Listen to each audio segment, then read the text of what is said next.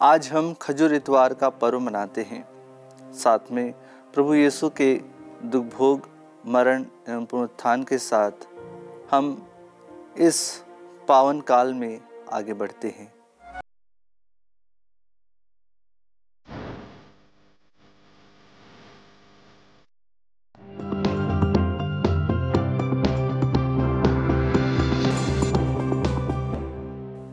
आत्मदर्शन TV के सभी दर्शकों को मेरा जय यीशु।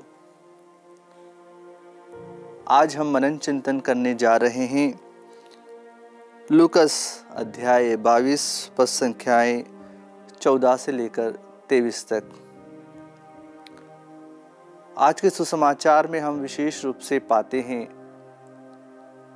और कलीसिया आज विशेष रूप से खजूर इतवार मनाते हुए प्रभु यीशु के दुख भोग, मरण एवं पुनरुत्थान को याद करते हुए इस पूर्ण काल में आगे बढ़ती है और साथ में अपने विश्वासी भाई बहनों को एक संदेश देती है कि किस प्रकार से हमारे मुक्तिदाता ने हमारे पापों के लिए, हमारे अपराधों के लिए अपने आप को समर्पित किया है।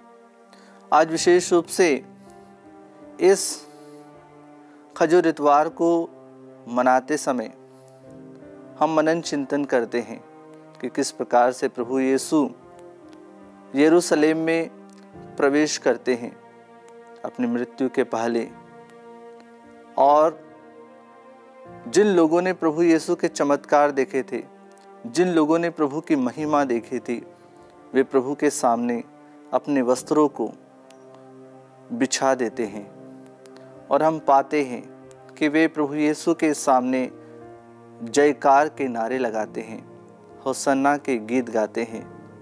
हम पाते हैं लूकस अध्याय 19 पद संख्याएं 37 से लेकर 40 तक। जब वे जैतून पहाड़ की ढाल पर पहुँचे तो पूरा शिष्य समुदाय आनंद विभोर होकर आंखों देखे सब चमत्कार के लिए ऊंचे स्वर से इस प्रकार ईश्वर की स्तुति करने लगा। धन्य है वे राजा जो प्रभु के नाम पर आते हैं, स्वर्ग में शांति, सर्वोच्च स्वर्ग में महिमा। भीड़ में कुछ फरीसी थे, उन्होंने ईसा से कहा, गुरुवर अपने शिष्यों को डांटिए। परंतु ईसा ने उत्तर दिया, मैं तुमसे कहता हूँ यदि वे चुप रहे तो पत्थर ही बोल उठेंगे। जी हाँ कृष्ण में प्रिय भाई और बहनों, आज खजूर इतवार, खजूर की डालियाँ, होसाना के गीत जो प्रभु की महिमा को प्रकट करते हैं। प्रभु एक गधे पर बैठकर यरूशलेम के अंदर प्रवेश करते हैं। प्रभु शांति का प्रतीक है। प्रभु हम सभी के लिए प्रेम का प्रतीक है। इसलिए हम पाते हैं प्रकाशना ग्रंथ में अध्याय 7 पद संख्या 9 में, इसके बाद मैंने सभी राष्ट्रों, वंशों, प्रजातियों और भाषाओं का एक विशाल जनसमूह देखा जिसकी गिनती कोई भी नहीं कर सकता।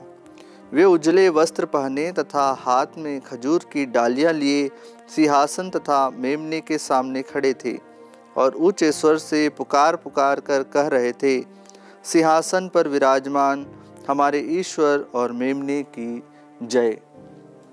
जी हाँ कृष्ण में प्रिय भाई और बहनों, हम पाते हैं कि किस प्रकार से स्वर्ग राज्य में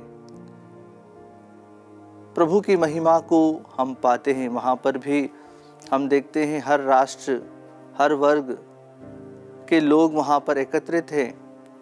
वहाँ पर किसी प्रकार की ऊंच नीच, रंग भेद और किसी प्रकार की भेद भावना नहीं है।